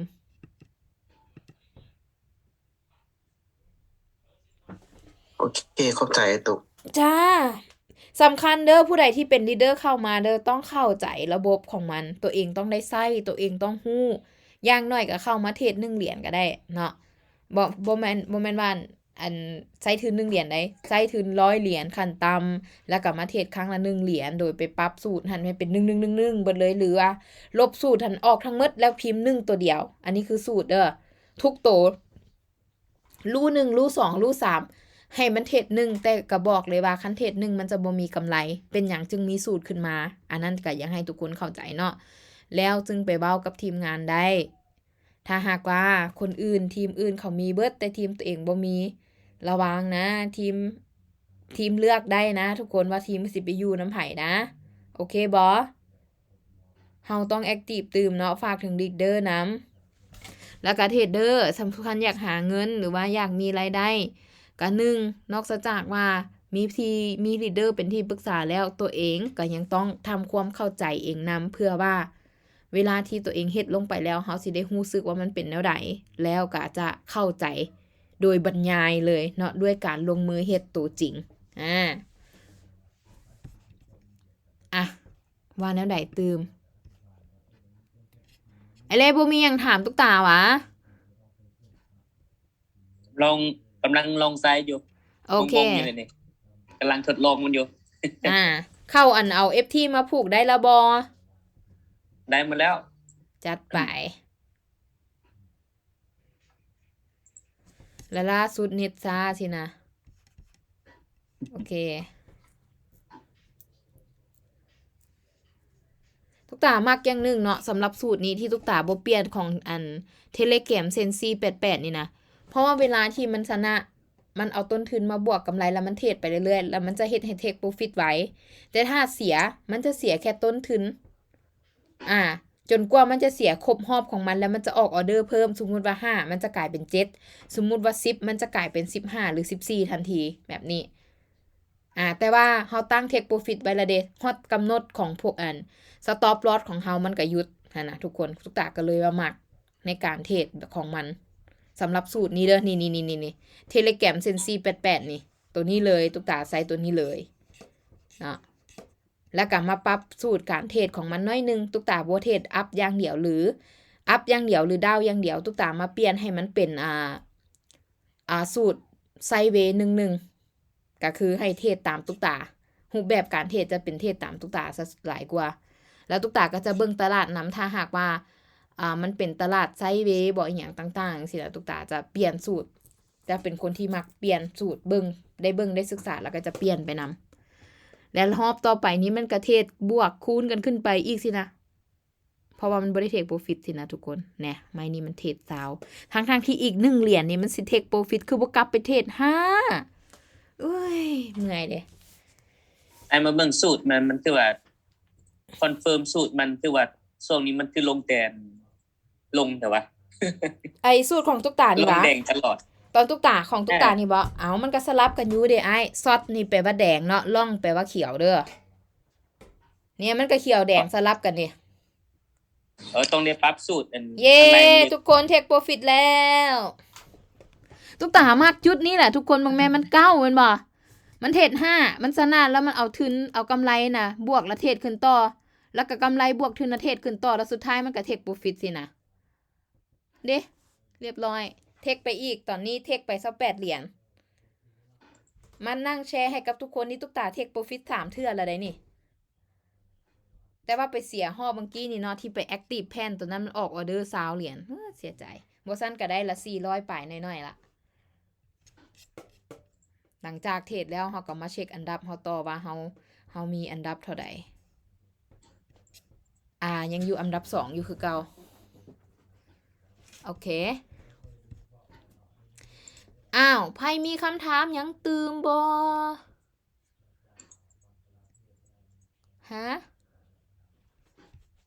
เย้ทุกคนเดี๋ยวสิเป็นลองนำไส้เบิ่งก่อนถ้าอันใดเข้าใจเลยแต่อินบ็อกซ์ส่วนตัวเลยทุกโอเคไพ่บ่เข้าใจอินบ็อกซ์ส่วนตัวจ้ะ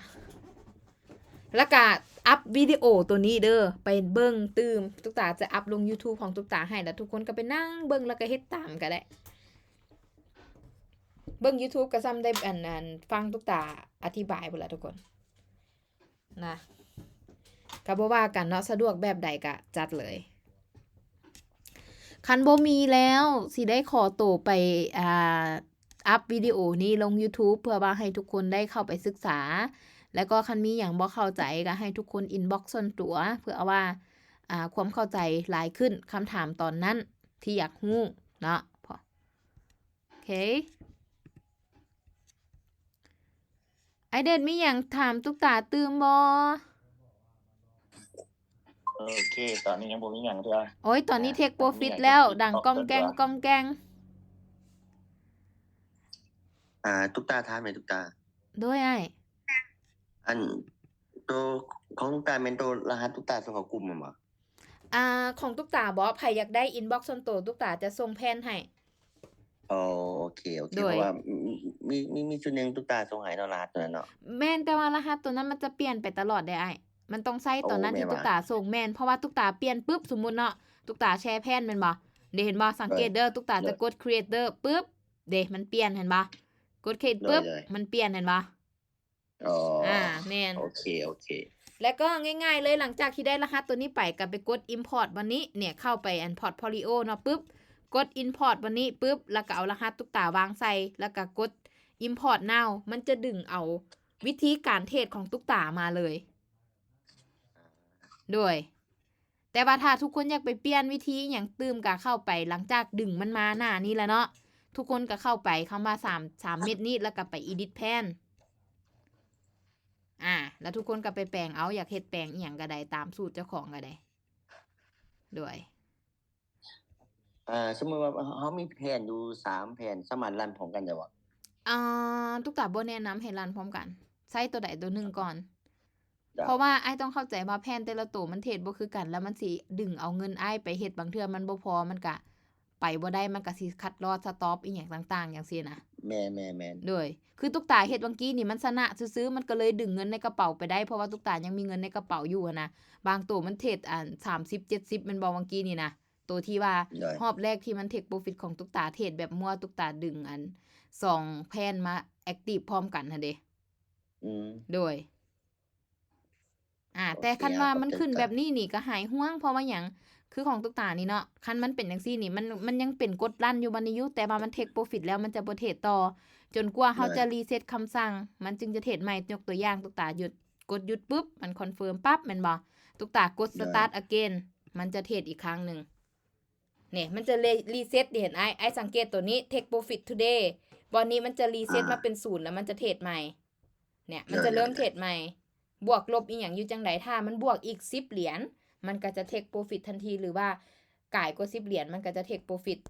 เพราะว่าบางเทื่อมันรอบเทรดบ่คือกันจังซี่นาย ได้ๆเข้าใจตุ๊กตา โอเคคำถาม เพราะ ตื่ ว่าม เวลาสมมุติเรารันหลายแผ่นเนาะแล้วเงินในกระเป๋าเฮามันจะบ่ได้แยะเนาะตุ๊กตาเนาะว่า แม่น แล้ว แหละเงินกระเป๋าเดียวมันดึงไปใช้บ่ได้ แม่น เพราะว่า แม่น FT ของเจ้าผูกทั้ง3แผ่นเด้ถ้าเจ้าแอคทีฟ แม่น ปุ๊บแต่ละโตมันเดินเงินบ่คือกันแล้ววันนี้สมมุติว่าเงินในกระเป๋าเจ้าดึงไปบ่พอนะมันก็ออกออเดอร์บ่ได้อันที่1อันที่2ถ้าสมมุติว่ามันเสียพร้อมกันว่าซั่นซะมันก็เพิ่มการ take profit หรือว่าอันเสียพร้อมกันเนาะก็คัด stop loss หั่นนะไวขึ้นแล้วก็คัน take profit ก็ take profit ไวขึ้น แล้วก็ได้เงินหลายทางว่าซั่นซะลองเบิ่งทุกคนเบื้องต้นทุกคนจะใช้เดโมก่อนลองรัน2แผ่นพร้อมกันยกตัวอย่างหรือว่า3แผ่นพร้อมกันจังซี่ก็ได้มันสิดึงเอาเงินในกระเป๋าออกมาเทรดบ่จังซี่นะลองเบิ่งตอนนี้กำลังออกออเดอร์ใหม่ละตอนนี้5เหรียญตุ๊กตาเริ่มต้นที่5เหรียญแม่นเดี๋ยวมาเบิ่งกันเนาะว่าแน่ทุกคนเฮาเว้ากันนี่วอลลุ่มก็ขึ้นอีกนี่นะเห็นบ่ขึ้นมา 8,000 ละ อันแต่ตัววอลลุ่มนี่อยู่ในโทรศัพท์ก็สามารถเบิ่งได้บ่ตุ๊กตา โดยอยู่ในโทรศัพท์มันเป็นอันเดียวกันเลยเดี๋ยวตุ๊กตาจะย่อหน้าเข้าให้อ้ายเบิ่งเด้อให้มันเป็นหน้าโทรศัพท์เด้อันนี้คือหน้าจอโทรศัพท์นี่คือกันเด้วอลลุ่มนี่อ้ายกันหน้านี้วอลลุ่มเด้คือกันอันนี้จะเป็นหน้าแบบหน้าโทรศัพท์เด้อทุกคนเด้อนี่นะเนี่ยกับเมนูกับอยู่ทั้งรูปจังซี่เนาะนี่กระเป๋านี่รายละเอียดนี่เฮาก็เข้ามานี่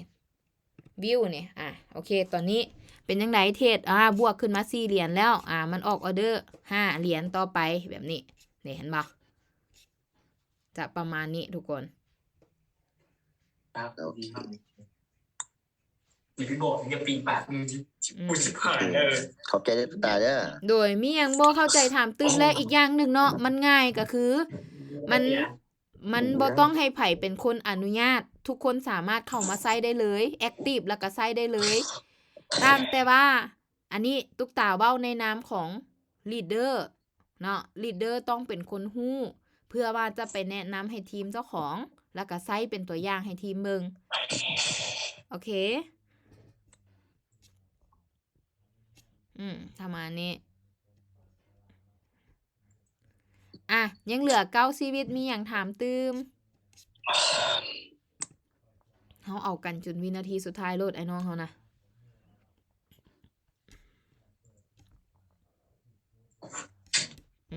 มึงหน้าจอใหญ่ก็จะเห็นใหญ่แบบนี้เนาะก็จะเป็นหน้าของแล็ปท็อปก็คือแบบว่าไอตัว Quick Invest นี่นะทุกคนมันจะพรีเมียมนะมันสามารถ move เป็นหน้าจอโทรศัพท์ move เป็นหน้าจอของiPad อีหยังต่างๆได้เบิดเนาะตามขนาดของเครื่องใช้ของแต่ละคนเลยเอาทุกคนฝันใหญ่ได้นี่ตุ๊กตาสิเอา400ก่อนนอนนี่ทุกคนคิดว่าตุ๊กตาสิเอาได้บ่เนี่ยฮะ Take Profit อีกรอบนึงนี่เป็นรอบที่4นี่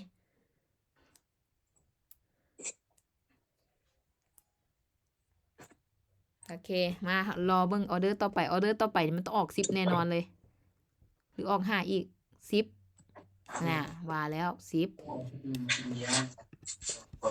2 คนก็ออก10แท้ๆโอเค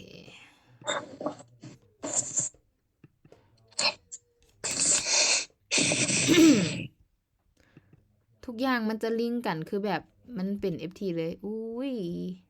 เอาขึ้นไปทุกคนเฮาออกออเดอร์เขียวอยู่บ่ได้บ่เทคโปรฟิตให้เฮาซ้ำโอเคบ่เป็นหยังเทรดต่อไป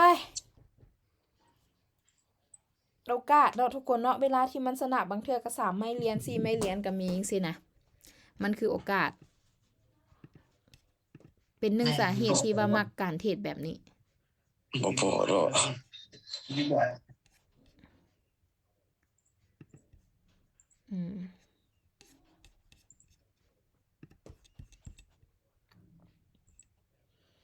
จนเทรดจนกว่ามันจะเทคโปรฟิตแล้วจึงสิออกนะทุกคนนะ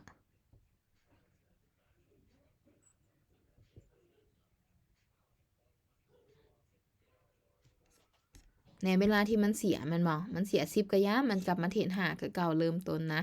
จนกว่ามันจะไปเจอรอบที่ว่าเป็นรูหรือว่าเป็นแถวที่2เนาะมันจะคูณจาก5เป็น7เลยแล้วบางเทื่อถ้าเสียจนไปฮอดรูที่3จาก7จะเป็น14ชนะเนาะหอบนี้หอบต่อไปค่อยเดิน10 บาทนี่นะค่อยเทรด10เลย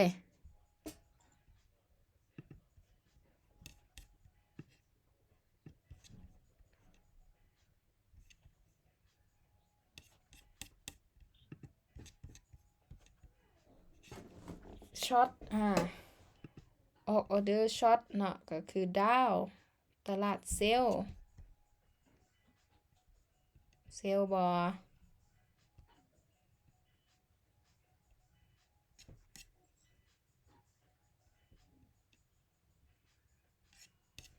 บ่เทคทุกตาก็สิเทคโปรฟิตให้มันเองซะไหมนี่ว่าจังไหนทุกคนเทคเนาะ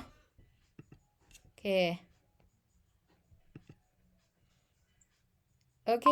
วินเรียบร้อยฮอตบอ400เย่ทุกคนมันบ่เทคมันได้แต่8จุดปลายแต่บ่ไหวละพักผ่อนมันได้ มันบ่ฮอต10แต่ว่าทุกตาเทคให้มันเองเนาะเฮาเป้าหมายเฮา400เด้เห็นบ่เพราะว่าถ้าทุกตาบ่เทคนี่น่ะมันบ่ฮอดเป้าหมาย10เหรียญเนาะมันบ่หยุดได้นี่มันสิบวกเป็น20ได้นี่ไหมต่อไปนี่นะแล้วเฮาฉะนั้นก็ถามว่าต้องมีเวลาบ่ก็ต้องมีเวลากับมันนิดนึงแต่ถามว่าบ่มีเวลาปล่อยให้มันเทรดได้บ่ก็ได้แต่เฮายอมรับความเสี่ยงแล้วเด้ว่าค่อยเทคค่อยสต็อปลอสเท่านี้ถ้ามันเสียเท่านี้ละหยุดมันก็หยุดเองเฮาก็เฮ็ดเวียกสบายใจได้ทุกคนมีแต่ว่ากลับบ้านมาหรือว่าล็อกเข้าในโทรศัพท์ก็ได้มาเบิ่งโอเคเทคละโอเคสต็อปละแค่นั้นสบายทุกคนเริ่มต้นจากน้อยๆก่อนก็ได้10เหรียญ20เหรียญจังซี่เทคโปรฟิต10เหรียญเสีย20เหรียญหรือว่าเสีย50เหรียญเพราะว่าทุกคนต้องปล่อยให้มันเทรดได้เต็มที่ได้มันจึงจะสามารถเทคโปรฟิตได้ จะบอกเคล็ดลับในการเทรดอย่างหนึงให้กับทุกคนก็คือ ถ้าให้มันเทรดออโต้เนาะเจ้าต้องตั้ง profit น้อยกว่า stop loss เจ้าต้องตั้ง stop loss ให้มันหลายกว่าคือทุกตานี่ตั้ง take profit 10นะตั้ง take profit แค่10ได้ทุกคนเบิ่งเด้อตัวไหนตัวนี้เนาะไม่ใช่มันต้องไป edit สินี่ทุกตาน่ะตั้ง take profit มีแต่budget แม่นเด้เห็นบ่ take profit แค่10เหรียญเสีย50เหรียญได้ทุกตาเสีย50เหรียญได้ทุกคนแต่ทุกคนสิมาบอกว่าทุกตาเสีย5เหรียญหยุดกำไร50เหรียญหยุดห่วยมันก็คนละเรื่องเด้มันจะบ่มีกำลังเทรดเพื่อว่าจะเอาตีกลับขึ้นมาชนะได้หั่นนะทุกคนอันนี้คือเคล็ดลับไดเฮาเป็นนักลงทุนเด้อจื้อไว้เฮาเป็นนักลงทุนไดเฮาต้องกล้าที่จะลงทุนไดกล้าเสียก่อนเนาะได้ว่ากันทีหลังแต่กล้าเสียก่อนเป็นนักเลงเจ้าต้องกล้าเจ็บโตก่อนเนาะเจ้าจึงไปตีคนอื่นได้โอเคโอเคคันบ่มีผู้ใดบ่มีอีหยังถามแล้วตุ๊กตาสิได้ขอตัวไปเฮ็ดวิดีโอให้กับทุกคนก่อนเนาะโอเคบ่ทุกคนจากอำลากันไปด้วย Take Profit ทั้งหมด4ครั้งมื้อนี้ครั้งแรกแบบมั่วๆครั้ง2ครั้ง3โอเคแล้วก็ครั้ง4ก็บ่ฮอดซ้ำแต่ว่าเทคปะมันก่อนนะคันบ่มีหยังแล้วจะไปแล้วนะครับทุกคนบ๊ายบายเจอกันขอบใจทุกคนที่เข้ามาเรียนรู้นำกันเด้อ โดยเข้าใจ จ้า